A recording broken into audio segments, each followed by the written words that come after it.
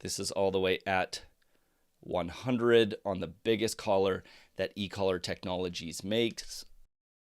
Do you have a bunch of questions about e-collars, whether it's right for you and your dog? Then this is going to be the right video for you, because I'm going to answer all the most important questions. What are the pros? What are the cons? What's the difference between a shock collar and an e-collar? Can it hurt your dog? Will it fix aggression or make it worse? And if at the end of the video you decide that e-collar training is going to be right for your dog, I'm going to give you the answer to the proper way of getting started. And yes, during this video, I will be turning this thing to max, tapping it on myself so you can see exactly what that's like. Let's get into it. Bonjour, you beautiful pet parent, dog trainer, whoever you are. My name is Evan Doggett. Real last name, no, I didn't change it to become a dog trainer. And I've been professionally training dogs for over a decade, with and without e-collars. And so I'm very qualified to talk about the pros, the cons, and everything we're going to cover in this video. I will not sugarcoat it. I will tell you the God's honest truth, and then you can decide for yourself whether trying an e-collar, whether that's going to be the right thing for you and your dog to achieve the goals that you have. So let's get into the definition. An e-collar, I'm referring to an electronic training collar. Now that could also be confused with a bark collar or perimeter collar, but specifically in this video, I'm going to be talking about you hold a remote and the dog wears a collar.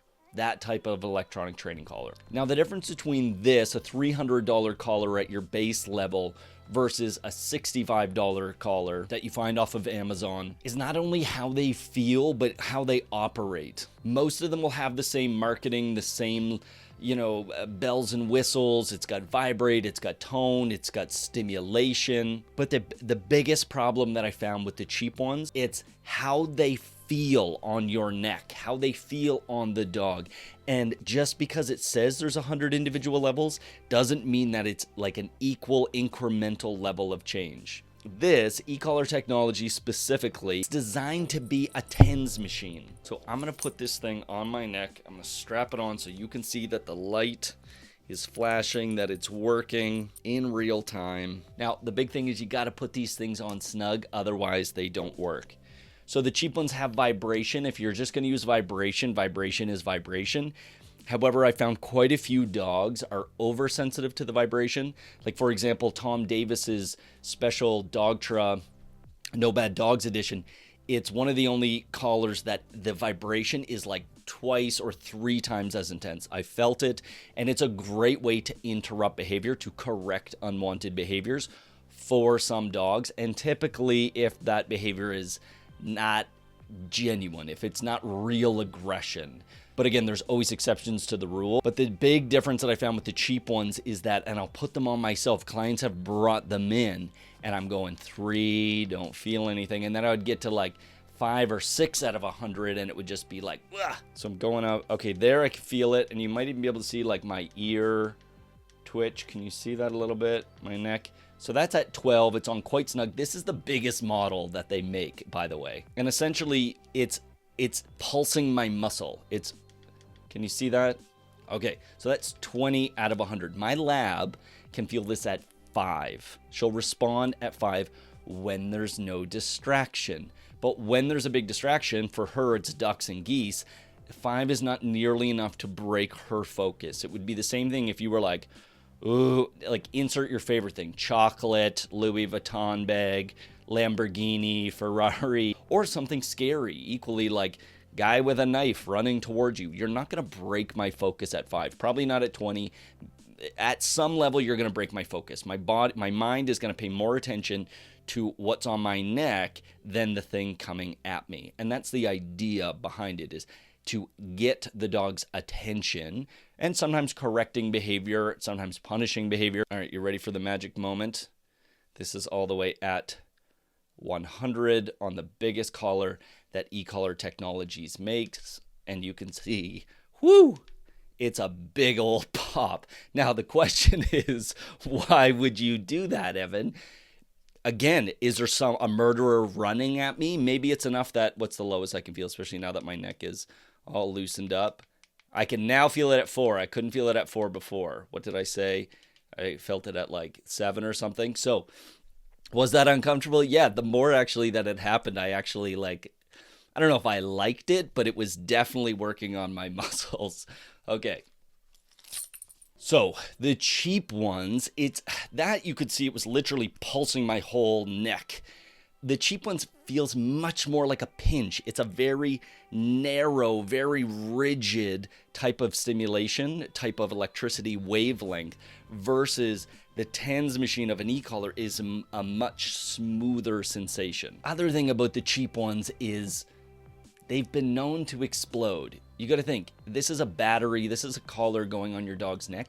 You do not want to cheap out and have battery acid on your dog's neck. There have been no reported incidents from any of the major brands that I'm listing here. Can an e-collar hurt your dog? Yes, absolutely it can. If you just turn this sucker up like you just saw it do on me and just repeatedly hit the button, or even singularly, when your dog is not at that state of mind, as in they're not chasing something, they're not being chased by something, the level's too high for the distraction, yes, it will cause discomfort. But then I would ask you, why are you doing that? Why would you just turn the sucker up and start hitting the button? And this is why purely positive trainers want to ban them. But the people that are doing that, the people that are just putting it on them, putting it on the dogs and starting to hit the button and just create confusion and anxiety and pain in your dog, those people without this tool are still going to find other ways to do that. They're going to make them themselves. They're going to use a 2x4. Like, some people are fucked up. Begs the question of, like, why are you using the e-collar? What is the purpose behind you using this tool? Why wouldn't you just use a leash? Why wouldn't you just use your voice and treats? And the answer is sometimes my dog's just way too distracted for them to hear my voice. Maybe they're running into the wind. Maybe we're in a hunting scenario or a hiking scenario where, like, they're so distracted or they physically can't hear me. Maybe your dog is deaf. There's so many reasons why having touch, just like a leash, can be super beneficial and allow for more freedom with your dog. So let's get into the pros and cons, and let's start with the cons. An e-collar can 100% create confusion if your dog doesn't understand what it is. So if you're only using this thing punitively, correcting the dog jumps up on the counter, you hit the button. Typically confusion around that, the dog initially is going to be like, whoa, where did this come from? But it is going to put two and two together, that when my paws go on the counter and I feel this sensation and I don't like the sensation, whether that's the stimulation or the vibration, or even the tone, that's the vibration, feels like a cell phone from the 90s, and this is the tone. Your dog will learn that. But if it's jumping up on your kids, yeah, your dog might misinterpret where that stimulation is coming from. And you do not want that. You do not want confusion. But that comes down to training properly. Equally, if you just put it out and your dog's aggressive towards other dogs and you hit the button, I've seen many times that the dog misinterprets where the stimulation came from. They thought they got bit from the other dog and they go into fight mode.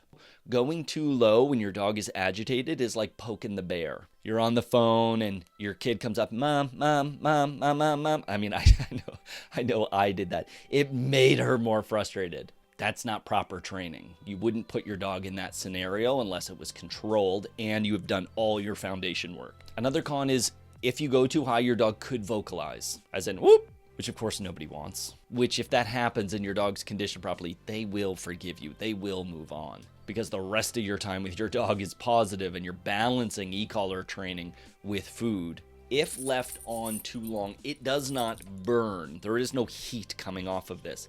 But if it's on nice and tight, which it needs to be in order to work properly, and you leave it on too long, you'll get pressure sores. So proper training is you're going to rotate every 2 to 3 hours, if it even needs to be on that long. Another con would be it's a piece of technology. It can break. If you don't phase off of this tool properly and you completely rely on this tool and then it stops working, yeah, you're going to be in a bit of trouble. You should learn how to phase off of this tool. Full transparency, I think some dogs absolutely need these, need a collar. The person needs a remote for the rest of their life, simply because there are certain dogs that can act very unpredictably. Some dogs aren't all there, and some owners don't want to spend the time or do the effort to phase off of this tool. I had one client refer to this as their seatbelt. I thought that was a great analogy. She's like, I don't often need my seatbelt. I hardly ever need it.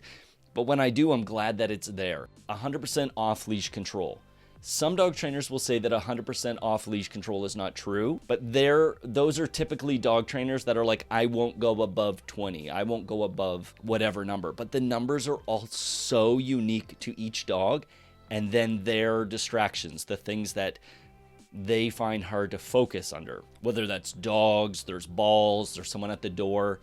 Some dogs don't give a shit that there's somebody at the door. And then other dogs are like, I'm gonna guard the house. Or, yes, a guest is here. So whether it's like aggression or excitement, it all depends on the dog. What level is it going to take to get their attention? It is an amazing tool for correcting unwanted behaviors. Not everything can be redirected. Not everything can be avoided.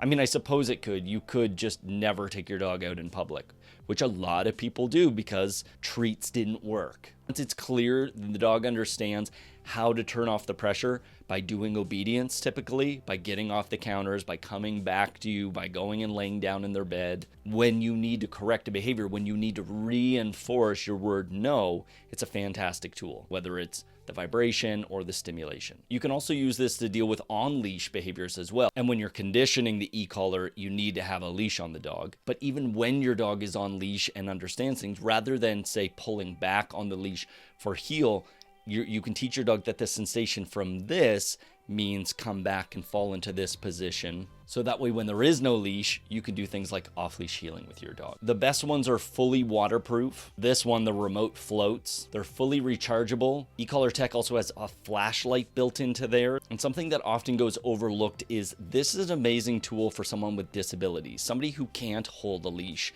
and 10, 20, 40, 100, 150 pound dog. This becomes their leash. This becomes their touch. This becomes the communication of saying, come here, walk beside me, pick up that medication bottle, stop barking out the window, whatever it is. If they can't go to the dog or can't physically interact with the dog, this is an amazing tool. And e-collar tech also has a finger button one where all you have to do is wear this little ring and that connects to the dog's collar. So amazing for people with disabilities. Now, misconceptions about the e-collar. Your dog won't listen unless you have the remote in your hand. Proper training protocol is that you're using your voice in conjunction with this, which is why I often don't use the tone function, because I want the dog to ultimately listen to my voice, to avoid the pressure and hope for food, hope for toys, hope for a reward. That's proper e-collar training. Misconception is because your dog has anxiety that you can't use an e-collar. I've probably trained a couple hundred dogs that fall under the anxiety category, and it's actually an amazing tool because we're using it with the same concept, the same approach as a leash. So if you're like a dog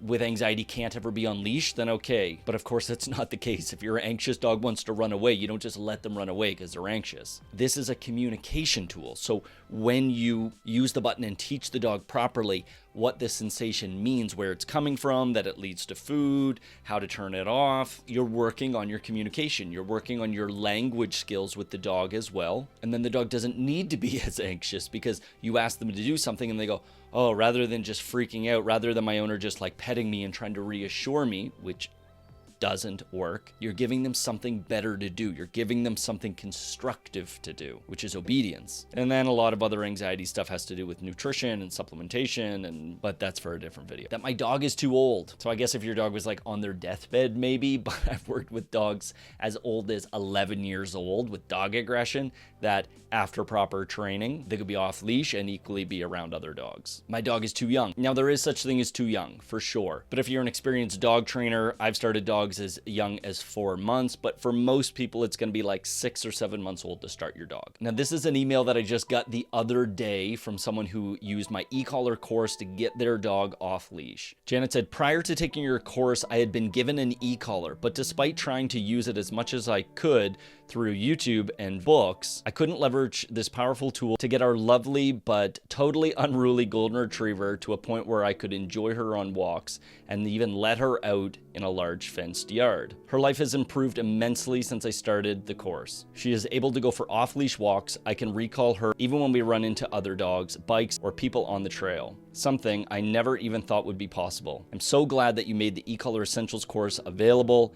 It was truly life-changing for our dog and family. Now listen, I think there are a ton of amazing e-collar videos online on YouTube that you can achieve your goals. The benefit of buying someone's online courses, it's all in one spot. It should be laid out very systematically. And the way I learn, because I've got wicked ADHD, is short sessions. So if you want to check out my e-collar 101 plus course, there's a link in the description. Or you can watch this video from the e-collar 101 course that shows you how to introduce the e-collar properly. Or if you already know you want to use it, but you're not sure which contacts, which size collar, watch this video right here. And as always, know what you love. Bye, meow.